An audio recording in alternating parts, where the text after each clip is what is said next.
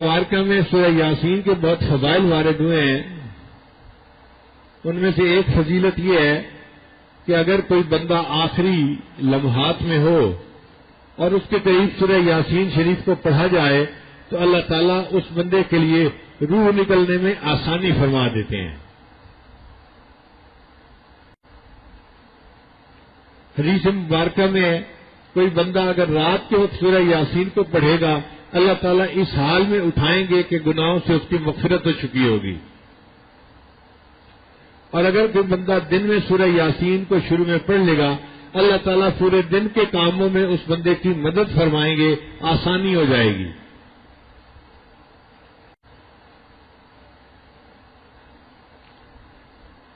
نبی علیہ السلام نے فرمایا لکل شیء قلب وقلب القرآن یاسین، ہر چیز کا ایک دل ہوتا ہے اور قرآن مجید کا دل سورہ یاسین ہے. تو سورہ یاسین کی اہمیت کے لیے اتنا ہی ارشاد کافی ہے کہ یہ قرآن مجید کا دل ہے.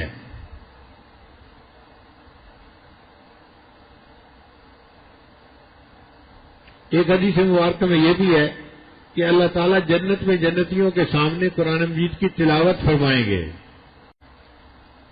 تو مفسرین نے لکھا ہے کہ اللہ تعالیٰ سورہ یاسین کی تلاوت فرمائیں گے.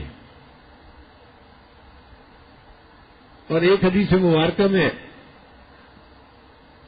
جنت میں جنتیوں سے قرآن اٹھا لیا جائے گا، وہ اگر پڑھنا چاہیں گے تو صرف سورہ یاسین اور سورہ طٰہٰ پڑھیں گے، اس کے سوا قرآن مجید کو نہیں پڑھ سکیں گے.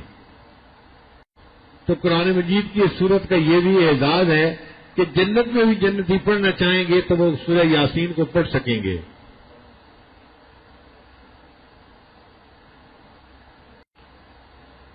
میں نے اپنے والدین کے زمانے میں سورہ یاسین کو بہت کثرت سے گھر میں پڑھتے ہوئے دیکھا ہے. گھر میں کوئی پریشانی آتی، کوئی مسئلہ آتا تو میرے والد صاحب فرمایا کرتے تھے کہ سورہ یاسین کو مبینوں کے ساتھ پڑھو. قرآن مجید میں 7 مرتبہ مبین کا لفظ استعمال ہوا ہے.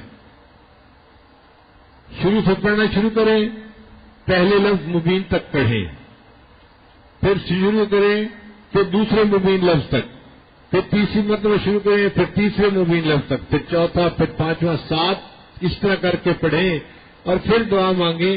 تو میرے والد صاحب فرمایا کرتے تھے کہ دعا قبول ہوتی ہے، اللہ تعالیٰ پریشانی کو دور کر دیتے ہیں. میں نے اپنے بچپن میں اپنے والدین کو سینکڑوں مرتبہ مبین کے ساتھ سورہ یاسین پڑھتے ہوئے دیکھا ہے.